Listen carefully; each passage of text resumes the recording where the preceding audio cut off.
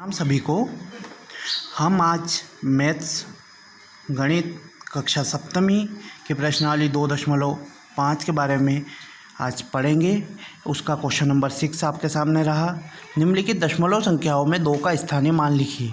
तो ये जो अपने को क्वेश्चन नंबर 1, 2, 3, 4 और 5 ये जो क्वेश्चन दिख रहे हैं, इनमें 2 का जो स्थानीय मान है वो हमको लिखना है। बेसिकली क्या होता था कि जब हम पुरानी क्लासेस में स्थानीय मान के बारे में पढ़ते थे या विस्तारित रूप के बारे में पढ़ते थे, तो मैं एक उदाहरण आपके सामने रखता हूँ। जैसे एक उदाहरण है 532, इसमें 5 का स्थानीय मान रखना होता था। 5 के आगे 2 जीरो लगा देते थे। 3 का स्थानीय मान, तो 3 के आगे जितनी संख्या उतने जीरो लगा देते। 2 का स्थानीय मान, तो 2 है, आगे कोई संख्या नहीं है तो उसका कुछ भी नहीं लगता था। तो इनको एक और तरीका है, वैसे भी हम लिख सकते हैं कि जैसे 5 है तो 5 सैकड़े के स्थान पे तो 100 का गुणा कर दिया, 3 दहाई के स्थान पे तो 10 का गुणा कर दिया, और 2 इकाई के स्थान पे तो 1 का गुणा कर दिया। इसी प्रकार से जब इन संख्याओं के आगे दशमलव की संख्या आ जाती है, जैसे देखिए 2.56, तो हमको यहाँ ये बात का ध्यान रखना है कि जैसे 3, 4, 5.3, 1, 4 ये मैंने एक संख्या लिखी, 3.45.314।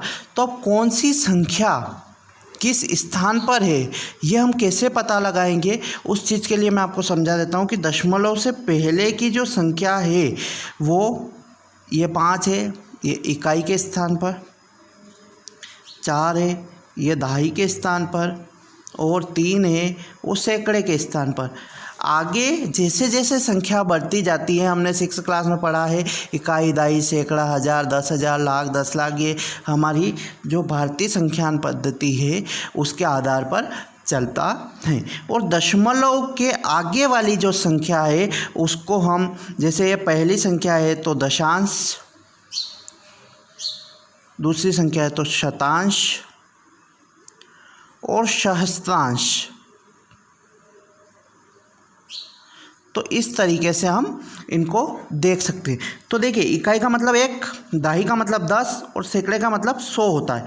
लेकिन दशमलव के जो आगे वाली संख्या है इसमें जैसे 3 है तो दशांश के स्थान पे, यानी कि 1 का 10वां भाग, 1 है तो 1 का 100वां भाग, और 4 है तो 1 का 1000वां भाग। इस तरीके से ये संख्या दशमलव के बाद चलती हैं। इतनी संख्या आपकी इस प्रश्न के लिए इम्पोर्टेंट थी, तो मैंने आपको बेसिकली समझाया। अब हम क्वेश्चन की ओर आते हैं पुनः। क्वेश्चन नंबर 6 है हमारा, निम्नलिखित संख्याओं में 2 का स्थानीय मान लिखिए। पहला क्वेश्चन है हमारा 2.56, ये किस स्थान पर है ये हमें बताना है। तो देखिए ये दशमलव के इधर साइड में है, ठीक है, दशमलव के ये हमारा राइट साइड में है। तो इसको देखिए, इसके आगे कोई अंक नहीं है, तो ये किस अंक पे हुआ, इकाई के अंक पे हुआ। तो इसका जो स्थानीय मान हुआ या विस्तारित रूप है तो 2 गुणित 1 ये हम लिख सकते हैं, क्योंकि यह इकाई के स्थान पर, और इसका जो स्थानीय मान हुआ वो हुआ इकाई। क्या हुआ, इकाई। तो इसका स्थानीय मान क्या हुआ, इकाई के स्थान पर, ठीक है। ये दोनों प्रकार से मैंने बता दिया। अब चलते हैं सेकेंड क्वेश्चन की ओर। 21.37, ठीक है, दशमलव के बाद जो संख्या पड़ती है वो 0.3, 7, 5, 6 इस टाइप से पढ़ी जाती हैं।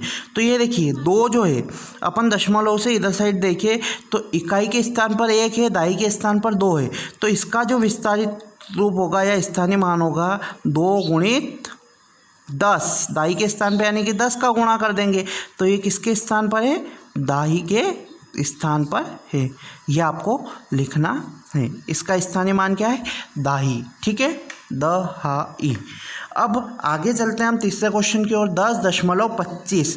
तो ये दशमलव के आगे है अपना 2, तो अब देखिए इकाई दहाई की बात खत्म हो गई। दशमलव से आगे चलते हैं, दशांश चलता है, शतांश चलता है, सहस्त्रांश चलता है। तो दशमलव के ठीक बाद है, यानी कि कौन से स्थान पर है, 10वें भाग पर है, दशांश पर है। तो देखिए 2 का जो स्थानीय मान होगा 2 गुणित 1/10 हम इसको लिख सकते हैं, और ये होगा दशांश के स्थान पर। ठीक है दोस्तों, मैंने आपको 3 क्वेश्चन इसके करवाए। निम्नलिखित दशमलव संख्याओं में 2 का स्थानीय मान लिखिए। तो 2.56 का इकाई के स्थान पर, 21.37 का दहाई के स्थान पर, और 10.25 का दशांश के स्थान पर। अब ये 2 क्वेश्चन जो आपके सामने है, चौथा और 5वां, ये आपका मैं HW देता हूँ। ये आपको होमवर्क घर पे जो विधि मैंने बताई है, इस विधि से आपको करके देखना है। ठीक है, ये आपका 6ठा क्वेश्चन कंप्लीट हो गया है। 7वें क्वेश्चन की ओर हम चलते हैं। तो 7वां क्वेश्चन आपका ये रहा आपके सामने। क्वेश्चन है, दिनेश स्थान A से स्थान B की ओर गया, वहाँ से स्थान C तक गया। A से B की दूरी 7.5 किलोमीटर है, और B से C की दूरी 12.7 किलोमीटर है। अयूब स्थान A से स्थान D तक गया, वहाँ से स्थान C को गया। A से D की दूरी 9.3 किलोमीटर है, तो D से C की दूरी और D से C की दूरी 11.8 किलोमीटर है। तो किसने ज़्यादा दूरी तय की और वह दूरी कितनी थी? तो देखिए 2 जने, एक उदाहरण लेते हैं, अपना विद्यालय है, अपने विद्यालय पर 2 जने आ रहे हैं। ठीक है, एक ही जगह से या एक ही कॉलोनी मान ले, है ना, एक ही कॉलोनी से 2 जने आ रहे हैं, दोनों अलग अलग रास्ता लेकर आते हैं। तो विद्यालय पहुंचने में किसको कितना टाइम लगा, ये अपने को बताना है। ठीक है, उसी टाइप से क्वेश्चन दिया हुआ है। 2 भैयाओं की बात की हुई है, दिनेश और अयूब है, वो A से D तक आते हैं। तो दोनों ने अलग अलग दूरी तय की है। अब किस प्रकार से कौन सी दूरी तय की है वो क्वेश्चन में हम समझेंगे। ठीक है, पहले दिनेश की बात करते हैं। दिनेश स्थान A से B तक गया, तो A से B तक की दूरी पहले अपन दूरी डिनोट कर लेते हैं। ठीक है, A से B की दूरी 7.5 किलोमीटर। ठीक है, ये एरो इसलिए लगाया कि A से B की ओर जा रहा है। उसके बाद वहाँ से स्थान C तक गया, मतलब B पे पहुँच गया दिनेश। ठीक है, ये दिनेश चला यहाँ से। ठीक है, दिनेश चला तो B तक आया, B से फिर C की ओर आया, तो B से C की दूरी 12.5 किलोमीटर। तो ये 12.5 किलोमीटर हमने डिनोट कर दी। तो ये यहाँ से दिनेश चला और 12.5 आया। ठीक है, उसके बाद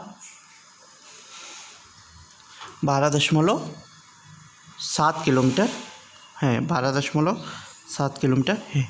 ठीक है, अयूब स्थान A से D की ओर गया। ठीक है, अब दिनेश यहाँ पर आ गया है। कहाँ गया है? दिनेश। ठीक है, अब देखिए अयूब स्थान A से, है ना, ये अयूब है, स्थान A से स्थान D तक गया। तो ये अयूब जा रहा है, अयूब स्थान D तक गया।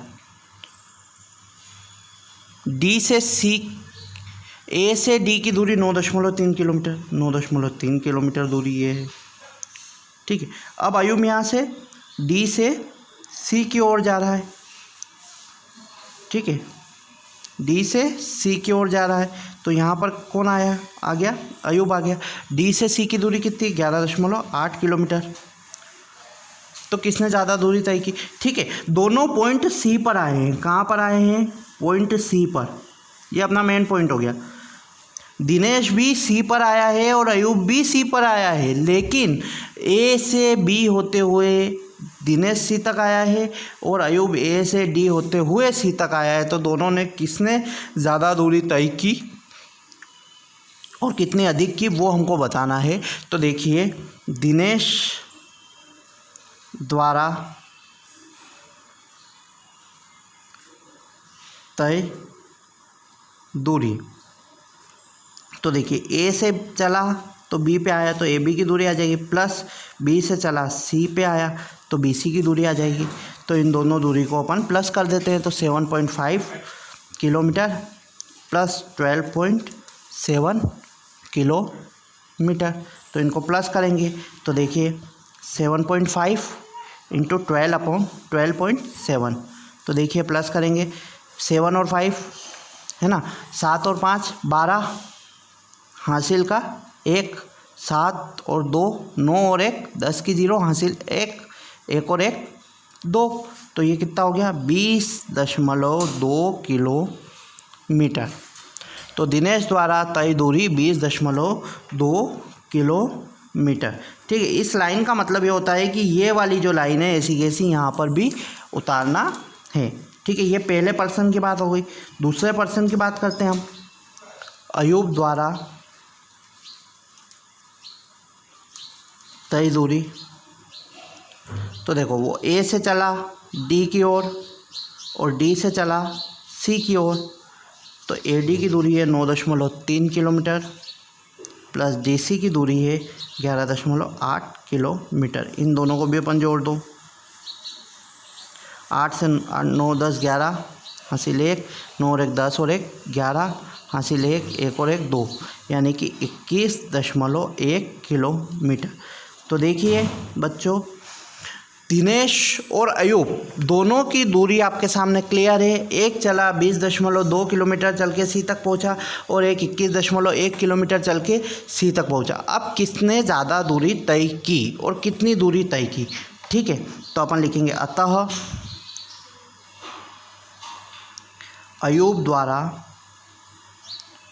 अयूब ने ज़्यादा दूरी तय की एवं 21.1 में से हम माइनस करेंगे 20.2 को, तो देखिए 11 में से 2 गए। ठीक है, 1 में से 2 नहीं जाता है क्योंकि छोटी संख्या 11, इसको यहाँ से हासिल लिया तो अपन ने 11 बना है। ठीक है, 11 में से 12.1 में से 21.1 में से 20.2 अपन घटा देते हैं। ठीक है, 20.2 हम माइनस कर देते, तो यहाँ से हासिल लिया तो 11 हो गए, 11 में से 2 गए तो 9, ये यहाँ पर 0 तो 0 और 0, तो ये हो गया 0.9 किलोमीटर एवं 0.9 किलोमीटर अयूब ने अधिक दूरी तय की। ठीक है, तो ये दोनों आंसर हमारे सामने आ गए कि अयूब ने ज़्यादा दूरी तय की। पहला आंसर अयूब ने ज़्यादा दूरी तय की और कितनी ज़्यादा की, तो 0.9 किलोमीटर अयूब ने अधिक दूरी तय की।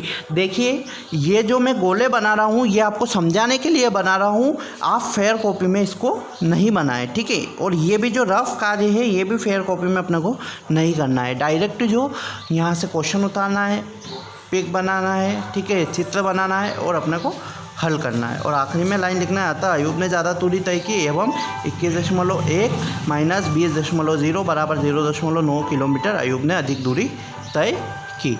ठीक है, तो ये क्वेश्चन नंबर 7 आपके सामने कंप्लीट हुआ। अगला क्वेश्चन 8th क्वेश्चन है, वो हम देखते हैं।